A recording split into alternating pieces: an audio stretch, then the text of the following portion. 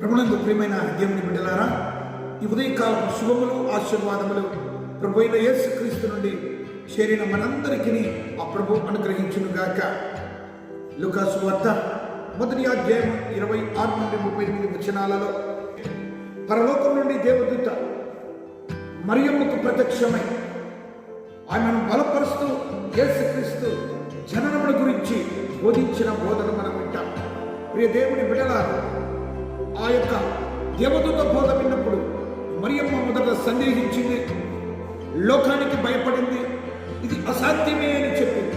అయితే ఆ దేవదూత పరలోకం నుండి దేవుడి నుండి వచ్చిన మాటలు ఆ మరియ తల్లికి చెబుతూ ఆమెను బలపరుస్తున్న సమయంలో, నీవు పరలోకం నుండి తెచ్చిన ఏ మాటలు నాకు వినిపిస్తున్నాయో ఆ మాటలకు నేను లోబడతాను. ఇదిగో ప్రభుదాసురాలను నీ మాట చొప్పున పరలోకం నుండి వచ్చిన మాటలకు నేను విధేయత చూపిస్తున్నానన్న చెప్పిన సమయంలోనే యేసుక్రీస్తు జననానికి ఈ లోకములో క్రిస్మస్ గంటలు మోగాయి. 2025వ సంవత్సరపు క్రిస్మస్ ఒక నూతన వరవడిలో నీవు జరుపుకోవాలని ఈ ఉదయకాలపు మాటల చేత నీవు జ్ఞాపకం ఉంచుకోవాలి. ఎప్పుడు నీవు యేసుక్రీస్తును నిజముగా నీవు కావాలని కోరుకుని, నీలోనికి రావాలని కోరుకుని, నీలో ఉదయింపజేయాలని నీవు కోరుకుంటావో ఆయన దయ నీకు ఉంటుంది. మొదటిది.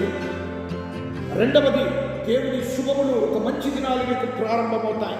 మూడవది, ఆయన తోడు నీకు ఉంటుంది. దేవుని నామమునకు మహిమ కలుగునుగాక.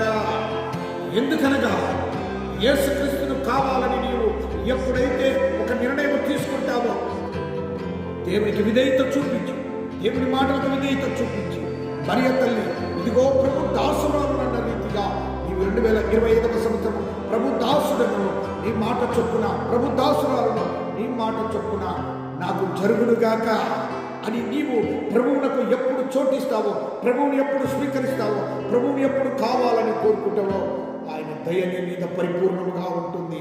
ఆ దయలో నీకు కలిగిన అన్ని ఆయనకు తెలుసు కనుక, నీకున్న స్థితిగతులు ఎరిగిన వాడు కనుక ఆ దయను నీ మీద ఉంచి నీకు ఒక శుభదినములను ఆయన ప్రారంభం చేసి ఆయన తోడుతో ఈ 2025వ సంవత్సరము నీవు ముందుకు సాగదముగాక.